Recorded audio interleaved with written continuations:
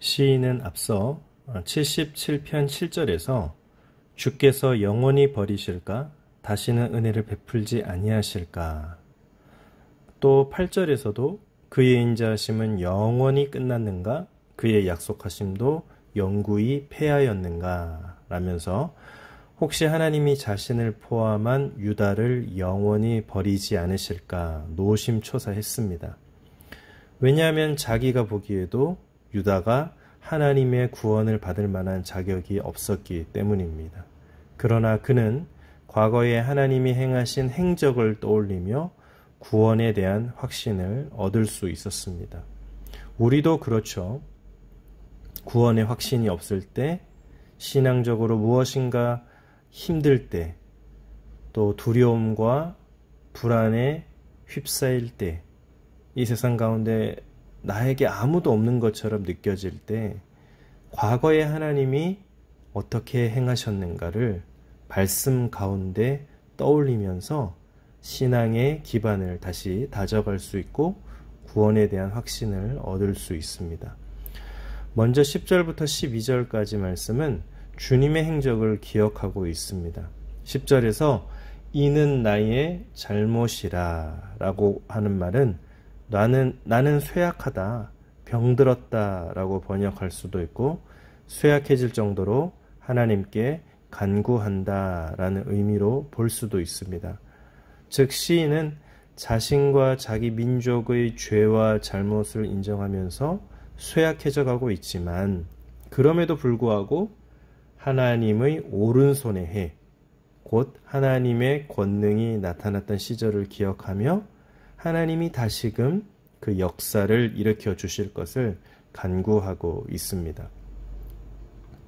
또한 그는 12절에서 과거에 행하셨던 하나님의 일을 읊조립니다. 과거에 하나님이 하셨던 일이란 것은 성경에 기록된 일들, 하나님의 말씀이죠. 성경 말씀을 묵상하고 있는 것입니다. 이처럼 하나님의 말씀은 절망 가운데 있는 자들에게 소망의 빛을 비추어 주십니다. 힘들고 어려운 일을 겪는다 하더라도 그때마다 우리가 하나님의 말씀, 나에게 주시는 그 은혜의 말씀, 성경을 묵상하고 그 말씀을 붙잡고 기도하면 실로 살아계신 하나님을 느끼고 번개와 우레가 치듯이 마음을 마구 흔들어 놓는 그런 상황 가운데서도 하나님께서 주시는 위로, 새 힘, 새 소망을 얻을 수 있습니다. 13절부터 15절까지 이제 우리를 택하신 하나님을 찬양하고 있습니다. 시인은 새로운 소망을 얻기 위해 말씀을 묵상하기 시작하는데 그 내용은 창세기와 출애굽기의 내용임을 알 수가 있습니다. 창세기는 하나님이 유일하신 창조주이시며 지극히 거룩하신 분임을 선포하죠. 13절을 볼까요? 하나님이여 주의 도는 극히 거룩하시오니 하나님과 같이 위대하신 신이 누구오니이까. 또한 하나님은 사람들이 여러 민족을 이루게 하셨고 온 땅을 덮는 홍수를 일으키시며 언어를 혼잡하게 하사 사람들을 온 세상에 흩어버리시는 등의 기적을 일으키셨습니다. 14절이죠. 주는 기이한 일을 행하신 하나님이시라 민족들 중에 주의 능력을 알리시고. 그런데 15절에서 놀랍게도 그렇게 온 땅의 모든 민족을 다스리시는 하나님이 야곱과 요셉의 자손, 즉 이스라엘을 특별히 택해서 그들의 죄값을 대신 치러주셨습니다. 시인은 하나님이 이스라엘을 택하셨음을 기억하며 지금도 은혜를 베풀어 주시길 고대하고 있습니다. 우리도 어려운 일을 당할 때마다 말씀을 통해서 이 하나님께서 나에게 주시는 그 말씀을 통해서 그 은혜를 확인하고 과거뿐만 아니라 현재도 지금도 역사하시기를 구해야 합니다. 하나님은 유일한 창조주, 거룩한 분이시고 우리의 생사화복을 주관하시고 모든 민족과 역사를 다스리시는 분이며 우리 모든 인간의 죄값을 대신 치러주신, 속량해 주신 구속주, 구세주이심을 기억하며 그것이 현재도 함께 하시는 우리 주님의 귀한 은혜임을 날마다 찬양해야 합니다. 이제 16절부터 20절까지는 그 능력을 베푸시는 하나님을 소망하며 이 땅을 살아가는 그 시인의 고백을 들을 수가 있습니다. 시인은 출애굽기 14장에서 하나님이 홍해를 가르셨던 사건에 주목합니다. 하나님이 홍해 앞에 서시자 깊은 바다가 두려워 떨었고, 16절이죠. 하나님이여 물들이 주를 보았나이다. 물들이 주를 보고 두려워하며 깊음도 진동하였고, 또 17절 18절에서는 하늘과 땅이 그 권능 앞에 흔들렸다라는 것을 말하고 있죠.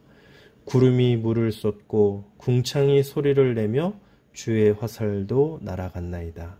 회오리 바람 중에 주의 우레소리가 있으며 번개가 세계를 비추며 땅이 흔들리고 움직였나이다. 19절 20절에서는 바다가 갈라진 이 사건은 하나님이 살아계심을 누구도 부인할 수 없는 기적이었다라고 고백합니다.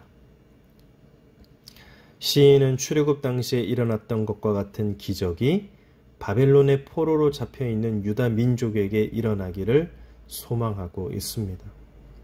우리도 날마다 무엇인가의 포로로 사슬에 잡혀있는 것과 같은 그런 억눌림과 죄책감과 날마다 그렇게 힘들어하는 모습으로 포로로 잡혀있는 것 같은, 주님께서 우리에게 자유를 주셨음에도 불구하고 우리는 그렇게 억눌리며 살아가고 있습니다. 분명 성경은 단지 과거에 지나간 일들을 기록해 놓은 단순한 역사책이 아닙니다. 그때 이런 놀라운 일을 이루셨다면 지금도 현재도 얼마든지 그런 일들을 행하실 수 있는 분이 바로 우리 주님이십니다.